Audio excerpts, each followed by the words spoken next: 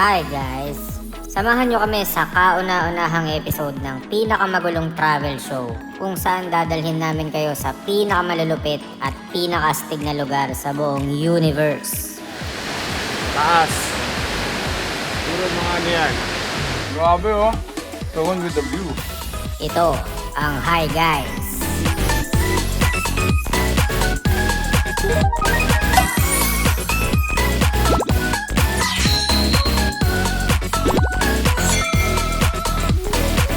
Ang programang ito ay hatid sa inyo ng mga sumusunod.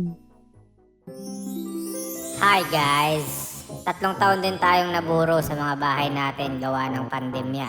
Ngayong maluwag na at pwede na ulit mag-travel, naisip naming magbisikleta sa maliit pero magandang bayan ng Sagada. Sa episode na to, ang goal ng Hi Guys ay bisitahin at matuto sa Sagada Pottery. Magbike kasama si JP Alipio, isang Nat Geo Explorer, at puntahan ang Bumodok Falls.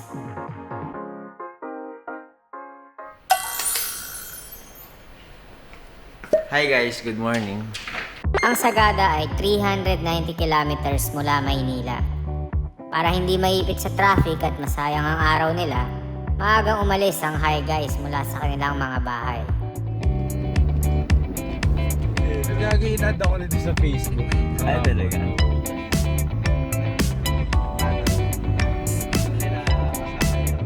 Papunta pa lang ng Baguio ay sinalubong na ng makapal na hamog ang Hi Guys. Dahilan para mahirapan si Budol Buddy sa pagmamaneho. Dahil nga sa hassle na to, nagkaka-real talkan na sila. Nakakapagod mag-drive. Mga user kayo. Hindi ko in-expect lumalabas yung real talk ni Marlo. Hindi ko kaya magalit kay Lester kasi si Lester sponsored the food. Oh. Ayop ka!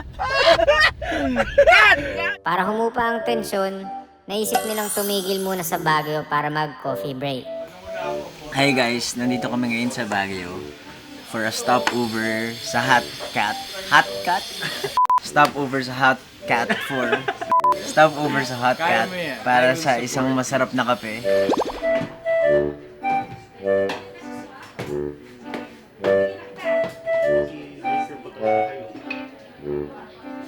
Ano bang gagawin natin sa Sagada? Kain. Kayo kakain ako, kailangan ko kumita ng pera. Talagang kahit nasa probinsya, kesa pa rin ng bikes eh. Ito. Maganda to. Kulay green. Pwede Gcash. Pwede. Itong pinunta namin dito, 6,000 worth of gas para sa 4,900 na egg beater na may green accent. Ano ito yung pangalan ng Franklin? Ayun pa oh. Ayan po. Gagi, ang dami tama ka mo. Ayun o, dalawa mo. Oh, ito po. Ayun pa. Hi guys! Nandito tayo ngayon sa highest point. At tingnan nyo naman, sobrang ganda ng view. Wala akong makita! Umulan. Kanina Na. medyo sinabi. Kaya nga eh. Hindi ko narinig. Ang galing.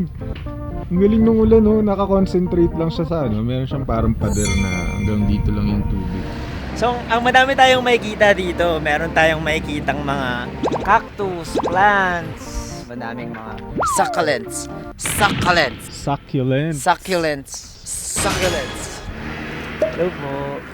7,400 elevation, highest point sa Atok Benguet. Philippine Highway System. Ito yung pinakamataas na may kalsada. So mali ata yung intro ko kanina, so huwag niyo pong pansinin.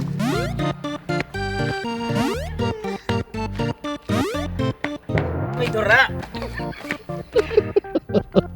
Matapos ang 9 na oras ng nakakarayumang pagmamaneho, ay narating din ng Hi Guys ang malamig at preskong-preskong bayan ng Sagada. Good morning, ladies and gentlemen. Hi guys. Hi, guys. Hi, guys. Hi, guys. Nandito kami ngayon sa Sagada. Mangiingit lang kayo ng mga tao. Hi, guys. Ito ang aming unang episode sa mga high na lugar. Pag nandun kami sa low, guys. So nasa Sagada kami ngayon, mag-adventure kami. Oo. And sana mapuntahan natin yung mga lugar na hindi ganun Oo. napupuntahan ng mga tao. Baka mag-ano rin kami, pottery. We would like to thank our sponsor for today, si Budol Buddy. Yeah. Sino si Budol Body Napakabait mong tao. Talikod niya kayo. Yan. And ngayon, mag-adventure tayo. Gutom na kami. So, let's do this! Pre, kwentuhan mo naman ako dyan sa t-shirt mo. Ang ganda. As a global ambassador of Boodle Body, I'm very glad that I'm wearing this comfy, breathable, and Ethically produced. yes, this has been researched for over 13 months of rigorous training from the weavers of the Philippines. Ano ba yung nagsasabi ko? Hindi kayo nahingal? Bago sumabak sa kauna-unahang adventure, minabuti muna ng Hi Guys na mananghalian sa log cabin.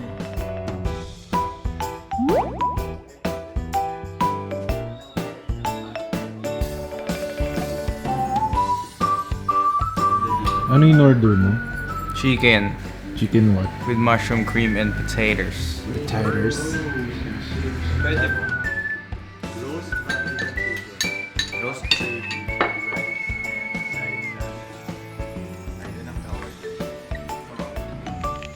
Hi guys, sobrang saya dito sa Sagada kasi na-meet namin ang Kuro Boys. Kasama namin sila ngayon. Out of nowhere, nandito din kayo sa Sagada. Hello guys.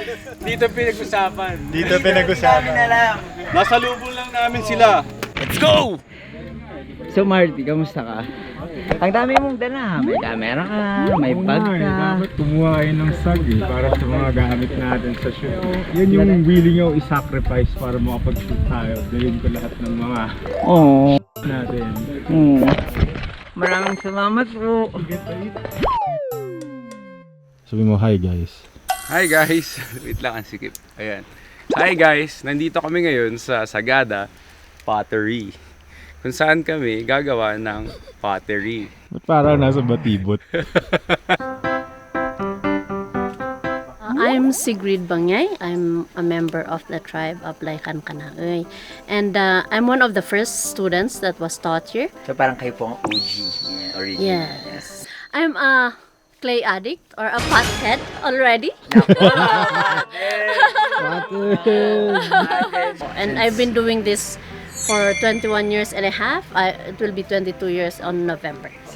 For me, it's not just my livelihood, but it's a good therapy na nakakagawa. And I hope the young generation are willing to come and learn.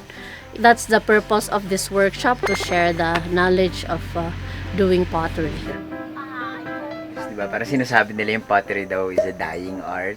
We are trying to make it a sustainable kasi dito, ang pottery dito is a livelihood. It is true that within the Philippines, kokonti lang ang nagpa-pottery. Right now, with stoneware pottery, we can count the potters na gumagawa ng stoneware with our own hands.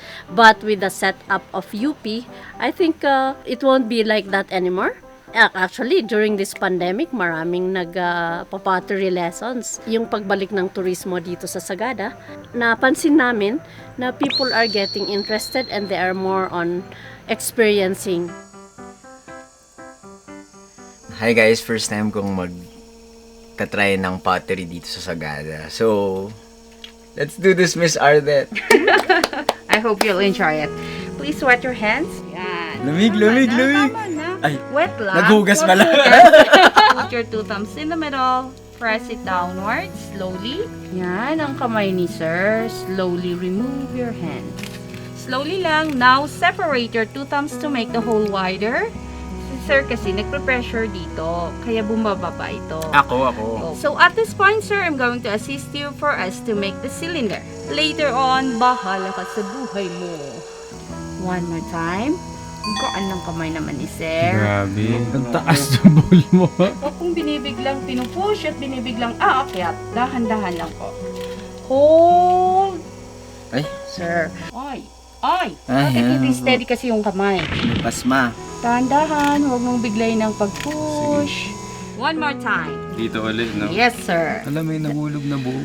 Sir, ano pong gusto mong shape ng bowl mo? Yung panggutom po. Itawa siya, sorry mo. Manipis siya, manipis. Hindi, you have to start it at the bottom. Sorry. Always. Ano yung unang naisip mo na ulam? Sinigang. Sinigang. Sinigang na ano? Anong sinigang? Tokwa. Pwede na ako kumain ng cereals dito. Cereals lang. Hand-built. Hand-built to, custom made. I'm connected with this piece. Yes, may ganon. Anong unang-una mo ilalagay dyan pag pwede na siyang gamitin? Lugaw. May log, tokwa, lumpia, lechon kawali, onion, calamansi. Actually, kasya nga ito sa ulo ko eh.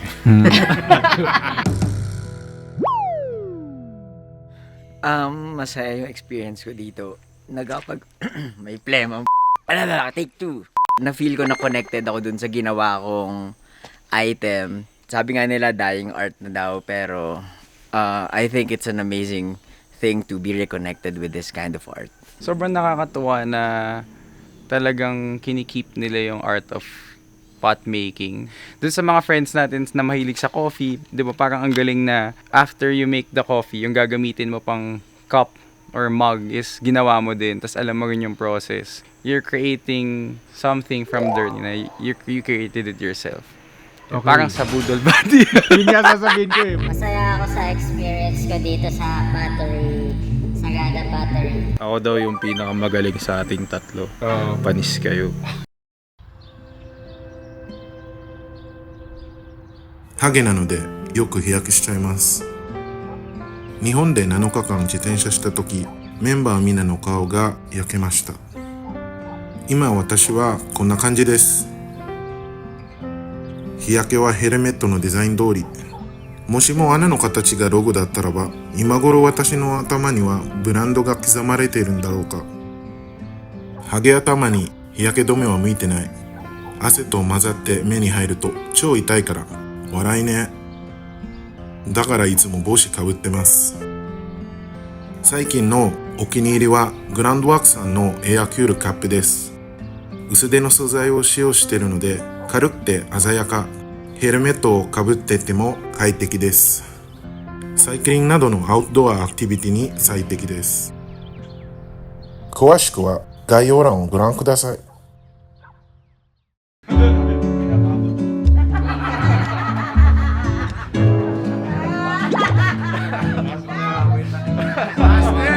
Nandito po kami sa White Plains. So, nakauwi na po kami. Ito na po yung view. Nasaan na yung nasa Katipunan? Wala. Hi guys, nandito tayo ngayon sa isang wow. Yung isang wow, in Kankanay o yung local language ng Sagada, it means to peek through the window. Nandito tayo ngayon para i-view ang Sea of Clouds at kumain ng breakfast. Medyo medyo manipis siya ngayon, hindi ganun kakapal, pero still worth the view.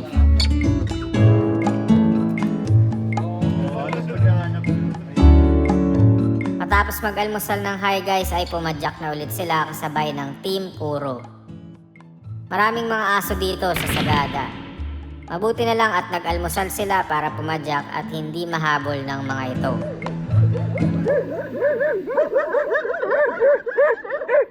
Energized ako today kasi ang sarap ng kape. Maraming salamat sa Kuro kasi sila yung nagbigay ng kape. And Kuro boys. Yung Kuro nasa along White Plains siya, tapat ng BDO. Yung Instagram @HelloIt'sKuro.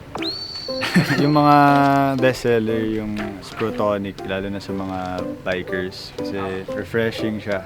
Tapos sa pastries yung chicken pie.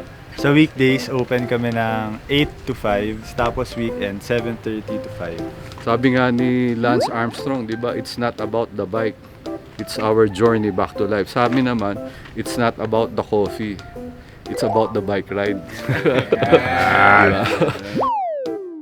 Ngayon, nimi-meet natin si JP Alipio, isa siyang Nat Geo Explorer. Tapos itutour daw niya tayo sa kanyang typical Sagada bike trail, si JP Alipio. Let's go! Let's go! Ikibasho! Ang susunod na adventure ng hi guys ay akyatin ang tuktok ng Mount Ampacao kasama ang Nat Geo Explorer na si JP Alipio. Gamit ang kanilang steel is real vintage hipster bikes. Pumalag sila sa hamon ni JP. Wala silang ideya Wala silang ideya sa sakit ng katawan na mararanasan nila. Ah.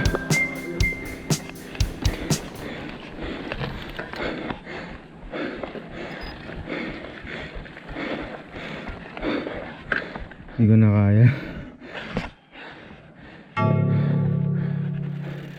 Ganito ba yung rev pal?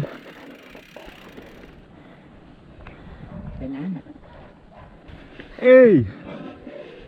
Hey yo! You're blocking my way, yo! Di nagtagal ay nauwi din sa pagtutulak ng bisikleta ang Hi Guys. Hi guys! Suko na ako sa pagbibisikleta kung ganito rin lang araw-araw.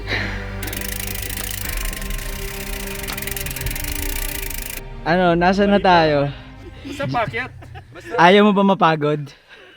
Tutulak ako kung kailangan. Yes! Ang Mount Ampakaw ay may taas na 1,502 meters above sea level. Karaniwan itong inaakyat ng mga hikers. Sa pambubudol ni JP, tumulak ang Hi Guys sa saddle ng bundok. Marlo, kamusta? Kayang-kaya, lakarin! Show us JB. The full sus. Technology. Oo, the modern tech. Okay, tara na.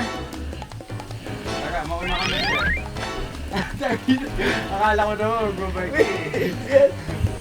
Grabe no, ganda ng Rise to Races. Tingin mo kung kinalsada to, kaya nyo? Siguro, Kakayan. Kaya no? scooter, ganun. Best pa.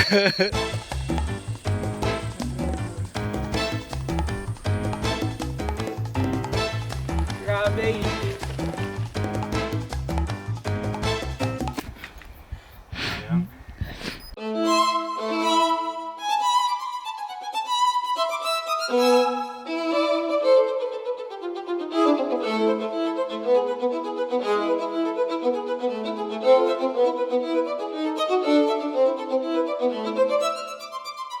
Hi guys, so today, in-invite kami ni JP Alipio na magbike sa Sagada. Tapos nung na-meet namin siya, naka full sus siya. So alam mo na kung saan tayo dadalhin Sobrang mabato, mga malalaking bato. Hindi siya gravel, boulders. Boulder bike dapat yung dala namin.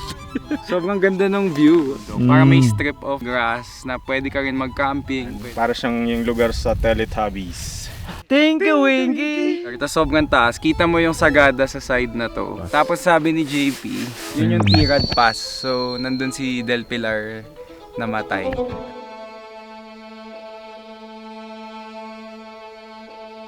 When you have friends visiting you here sa Sagada, dito mo sila dinadala? Iba-iba. Hindi, tsaka yung bikes mo Kaya kasi. pala tinanong mo kami, ano yung bikes na dala namin? Yeah. So kunyari road bike kami, sa city lang tayo ikot-ikot. Hindi, meron ako route. Bababa tayo sa baba, sa may Bontoc, sa akyat. Okay, paano mo na-gain yung confidence? Matagal. I mean, hindi naman siya ganun kabilis. I mean, you know, syempre nung umpisa, takot ka din. Although, syempre nung nag-start kami, lahat naman ng kalsada namin ganito Yung mga bike nga namin, parang ganyan lang. Yung first, you know, rigid, 20 years ago. Pandemic biker siya pero nung bubonic plague pa. Sobrang late ako nag-transition to disc brakes compared to other people. So parang, V-brakes, they're simpler, easier to use. Pero, pag nasa putik ka, pag umuulan, parang wala kang brakes, diba? So nag-disc na ako, bakit hindi ko to ginawa mas maaga? To be honest, yung mga bagong bike are really good, both climbing and descending. So, Mga rides na ganito, parang may mga na-aksidente din. syempre. There was one time may nahulog sa bangin. Pero nabuhay naman, wala namang ano. Salamat po. Yun. Sure. Anytime. Solid. Madami akong naging activity today. Pushing, walking. See you sa Cordy. Cordy Challenge, yes. Cordy Gusto ko Challenge. makita lahat ng mga young hipster riders. Mga young hipster riders, Pakitaan nyo yung mga tito. Gusto ko yan! Target market. Thank you ulit ha. Salamat. Thank you. Anong view? The one with the view. Nandito na tayo sa dulo ng trail at ayan ang Bumodok Falls at susubukan nating maligo. Dito sa Sagada trip namin, pinairam nila kami ng XE30. Pwede underwater yan? Hindi ko alam, testingin natin kung pwede. Game! Cross! May ka-top-load tayo. Hi kuya, welcome to Hi Guys. Sabi ng aming veteran top-loader. Ano pangalan mo? Top-load tayo! Rock and roll lang po for content! Ang nanay ko nagpapabili ng mga gulay at mga stuff for our friends and family. Siyempre, bago ka umuwi, dapat bili ka ng pasalubong. May nahulog na bata. Nahulog. Nahulog siya galing sa kabilang bata.